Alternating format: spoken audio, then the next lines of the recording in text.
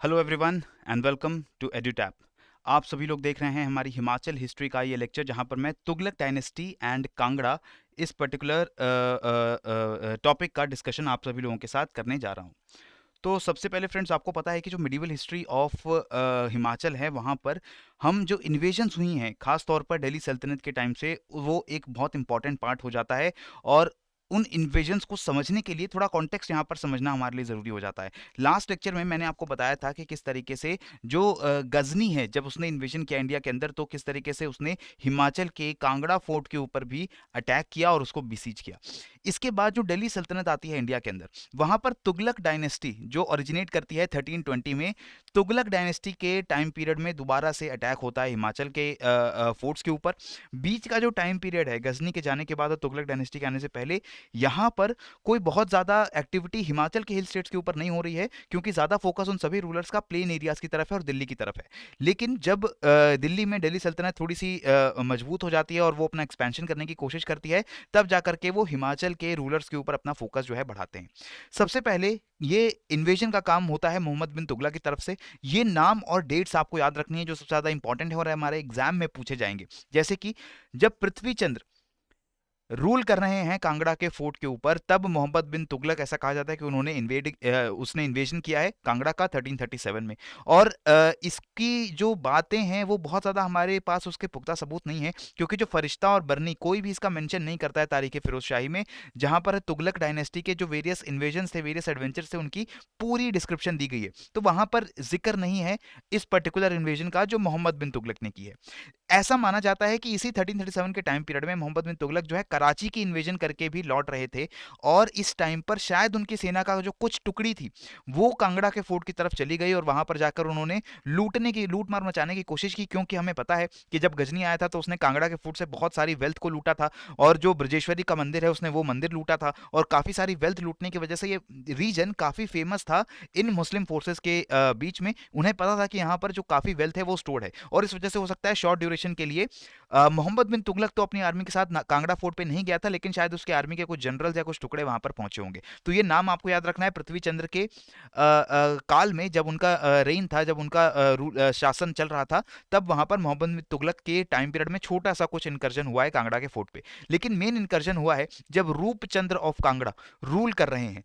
रूपचंद्र और उनके साथ बाकी जो राजपूत स्टेट्स थे हिमाचल के, वो प्लेन एरियाज में आकर के अक्सर जो रेड्स थे वो करते थे। जो प्लेन एरियाज के अंदर रूलर्स बने हुए थे, जो प्रोटेक्टरशिप बनी हुई थी, जो नोबल्स बने हुए थे तुगलक डायनेस्टी के, वहां पर आके वो रेड करते थे और पैसे को लूट के वापस हिमाचल के पहाड़ियों में चले जाते थे। इससे जो हमारा दिल्ली का बादशाह है फिरोज शाह, वो काफी ज्यादा गुस्से में था और उसने इसको बहाना बना करके कांगड़ा फोर्ट पे अटैक किया 1365 एडी में, जब वहां पर रूपचंद का शासन है। ऑब्वियसली इतनी बड़ी आर्मी के सामने रूपचंद जो है वो जो है टिक नहीं पाए, और उन्होंने बहुत ज्यादा लड़ाई नहीं की। उन्होंने वहां पर सुप्रामसी एक्सेप्ट कर ली तुगलक डायनेस्टी की। उन्होंने मान लिया कि यस, आप हमारे शासक हैं, मैं आपके सामने जो है मैं झुक रहा हूं, और आप के अंडर में अपना जो शासन है वो चलाना चाहता हूं। इस बात पर जो ऐसा लिखा गया है तारीख फिरोज शाही में, कि जो फिरोज शाह था उसने काफ़ी ज़्यादा जो है सम्मान भी दिया रूपचंद को। उन्होंने कुछ पैसा वैसा भी दिया उनको। जो है रोब्स देते हैं, जो एक तरीका होता था, ट्रेडिशनल तरीका होता था कि किस तरीके से आप रूलर को सम्मान देते हैं, तो आप एक बहुत महंगे कपड़े, बहुत महंगे जो उनके रोब्स हैं वो उसको दिए गए। इसके बदले में रूपचंद ने बहुत सारा पैसा, बहुत सारे जो हाथी और घोड़े हैं वो भी तुगलक को दान में, या तुगलक को कहते हैं गिफ्ट में, पेश किए। तो यहां से एक अच्छा रिलेशन जो है वो बनना शुरुआत हुई है between Firoz Shah Tughlaq and the Rupchand of Kangra.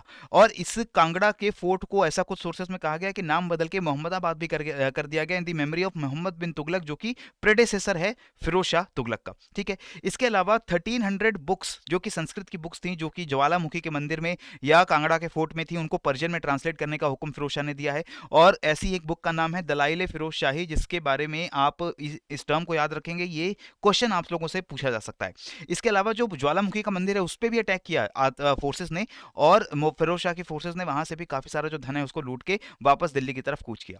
इसके अलावा क्या होता है कि रूपचंद के जो उत्तराधिकारी हैं सागर चंद, उनके रेन में नसीरुद्दीन जो कि फिरोज शाह तुगलक का सक्सेसर है, उसको उन्होंने जगह दी। जब फिरोज शाह की डेथ हो गई तो उसके बाद जो दिल्ली के अंदर पावर स्ट्रगल स्टार्ट हो गया, बहुत सारे रूलर जो है वो नसीरुद्दीन को टारगेट करने लगे, और नसीरुद्दीन जो है वो भाग कर आया कांगड़ा के फोर्ट में, और उसने वहां पर शरण मांगी, शरण उसको दी गई, और आगे जाके यही नसीरुद्दीन जो है वो मोहम्मद तुगलक के नाम से दोबारा से तुगलक डायनेस्टी का रूलर बना, राइट। तो ये इन्वेजन के कुछ माइन्यूट डिटेल्स हैं जो आपको पता होने चाहिए about the invasion of Tughlaq dynasty at the Kangra fort in Himachal, right. अब जाते आते क्वेश्चन आप मेरे लिए आंसर कर दीजिए कि who was the ruler of Kangra when Firoz Shah Tughlaq invaded the Kangra fort in 1365। Option है पृथ्वीचंद, रूपचंद, संसार चंद या ज्ञानचंद।